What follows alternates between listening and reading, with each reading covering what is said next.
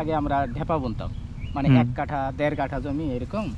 মানে ওই সময় তো গরুর হাল ছিল, ঘাস কাটা কঠিন, সময় থাকে না। তো ওই ঢেপা ধান বুনতাম আমরা চৈত্র মাসের দিকে। যখন বৃষ্টি পড়বো তখন আমরা ওই বুনে দিতাম। দেশীয় জাত যেগুলা হালুই, গোলাপি, মালঞ্চি, চাপাল, এগুলা 1 হাঁটুর উপরে পানিতে লাগানো যায়, 1 হাঁটুর পানিতে।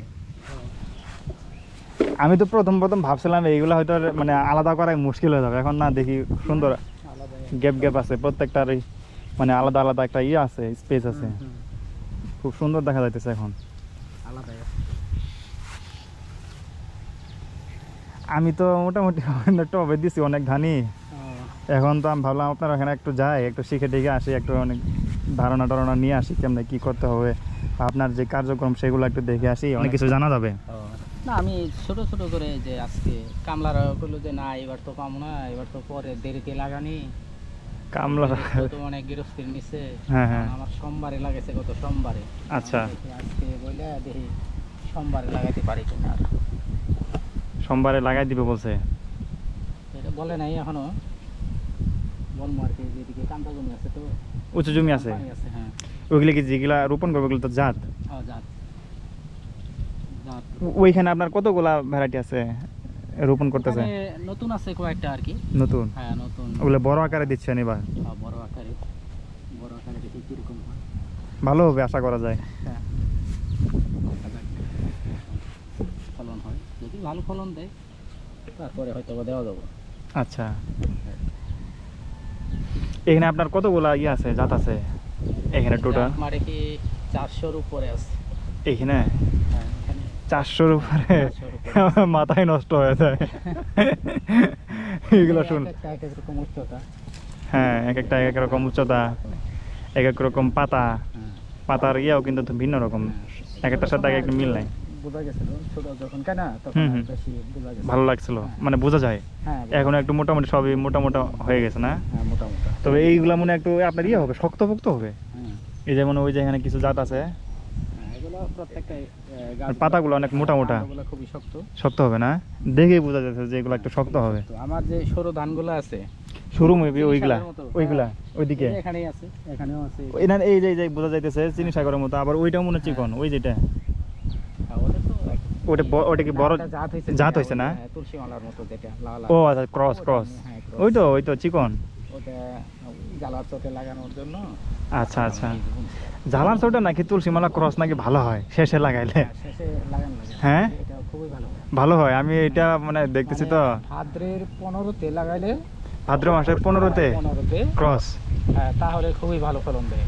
আচ্ছা, মানে 40-এরও উপরে হয় একরে। হ্যাঁ, যদি হাইলে না পড়ে, মানে অল্প সময় চলে আসে, অল্প সময়ে শেষে গিয়ে রোপণ করা অল্প সময় চলে আসে, তাই তো? তারপরও ভালো, উচ্চতা একটু কম হয়। আচ্ছা আচ্ছা, করার চান্স থাকবে না? না, করার চান্স থাকে না। আচ্ছা দাদা, আমি এই যে মনে করেন আমাদের এদিকে পানির সমস্যা বেশি, আমি এখন আমার একটা চিন্তাধারা কি, আমি একটা পানি সহনশীল একটা জাত বানাবো, এই জন্য আমাকে কোন জিনের সাথে কোন জিন মানে ইয়া করতে হবে, সংকরণ বা এখন পানি সহনশীল হলো B52 আছে, B52 আছে, 150 আছে, আবার গুটি স্বর্ণ মোটামুটি আছে। 150 তো এত পানি না, 150 বাদ দিলাম, গাছটা খাটো হবে। হ্যাঁ, 150 বাদ দিলাম, আমি B52 বলতে পারেন, 52-র জিনটা মোটামুটি ভাবে পানির নিচে থাকতে পারে, পানির নিচে। জি। তারপরে আপনার 46 ধরতে পারেন, 46, হ্যাঁ 46 কি মোটা? মোটা, হ্যাঁ, গোল মোটা না? জি। আমার ওই যে কে থেকে আইছিল, তো 12 থেকে আইছিল আমাদের স্বজাতি। আপনি ওটা কি ক্রস করেন না ওটার সাথে? না, 42 না, ওই করতে পারেন তো আপনি। এটা 42 নাম্বার কি মোটা? 42 নাম্বার আমি করিনি, আমি 52 করছি, 52 দেখছি মোটা। 44 বললো না 42 বললো আর কি, ভালো ফলন দিছে আর কি, মোটা 11 থেকে মোটা আর কি। আচ্ছা, আর কি এটা নাকি ভালো ফলন দিচ্ছে, ওইদিকে লাগাইতেছে আর কি, লাগা তো ওইরকম মোটা ধান তো আমার আছে, আমি এখনো দেইনি। তবে একটা জাত আছে, কিন্তু ওটা তো এই আমন সিজনের দেশীয় জাত, এটা পানি সহনশীল। আবার কিন্তু যখন কার্তিকের দিকে কিন্তু গাছটা একটু হাইলে পড়বো আর কি, যেমন হালুই আছে, গোলাপি আছে, ঢেপা আছে। ওই যে ঢেপা একেবারে পানির নিচে আছিল ডুবে, ঢেপা 5-6 দিন, হ্যাঁ। এখানে কি ট্রায়াল রাখছেন নাকি এমনি এমনি রেখে দিয়েছেন, একটা ট্রায়াল হচ্ছে? এমনি আর কি, এমনি রেখে দিয়েছেন, ট্রায়াল হইতেছে নাকি? হ্যাঁ, এটা পানির মধ্যেও হয়। আচ্ছা আচ্ছা, গুড জব। হ্যাঁ, কয়েকবার কিন্তু গরু খাইছে। তারপরে হইতেছে। আমরা কিন্তু এটা গরু খাওয়ার জন্য, গরুরে ওই যে ঘাস হিসাবে খাওয়ানোর জন্য এটাকে আগে আমরা ঢেপা বুনতাম, মানে 1 কাঠা 1.5 কাঠা জমি এরকম।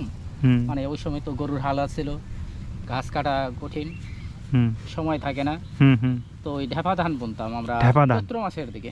যখন বৃষ্টি পড়বো তখন আমরা ওই বুনা দিতাম, বোনার পরে বাস এটা একেবারে ভাদ্রের 15তে কাটা বাদ দিতাম। 3-4 বার কাটা যায়, খাওয়ানো যায় আর কি। আচ্ছা আচ্ছা, 3-4 বার কাটে খাওয়ানো যায়, মানে একবার কাটলে আবার হইতেছে, আবার হইতেছে, হ্যাঁ, খুশি হইতেছে। দেশীয় জাত যেগুলা ভালোই, গোলাপি, মালঞ্চি, চাপাল, এগুলা 1 হাঁটুর উপরে পানিতে লাগানো যায়, 1 হাঁটুর পানিতে লাগানো যায়। কিন্তু না, হালোই তো আমাদের কিন্তু ওই সময় কিন্তু পরে আবার যদি পরে যায় পরে আর কি, পরে যায়, এটা একটা সমস্যা, পাকার সমস্যা হয় বা পরে যায়, পাকা সময় হয় তখন আর কি পরে যায়। এটা আমরা দেখছি আমাদের এতে হালোই, গোলাপি এগুলো অনেক চাষাবাদ হইতো, মোটা ধান, ওই বিশেষ করে নিচু জমিতে হালোই গুলো লাস্টে দিদি ওই খালি শীষ কাটিয়ে আনা লাগে, কামলারা কাটতে চায় না, দেখা যায় পায়ে নিয়ে যায়, সব পরে যায়, ওই যার কারণে এগুলো আসলে অ্যাভয়েড করতেছে কৃষক ভাই। তো আসলে এগুলা থেকে নতুন জাত বা কিন্তু ওগুলা খাইতে ভালো, হ্যাঁ, খাওয়া হলেও ভালোই, হ্যাঁ, খাওয়ার জন্য।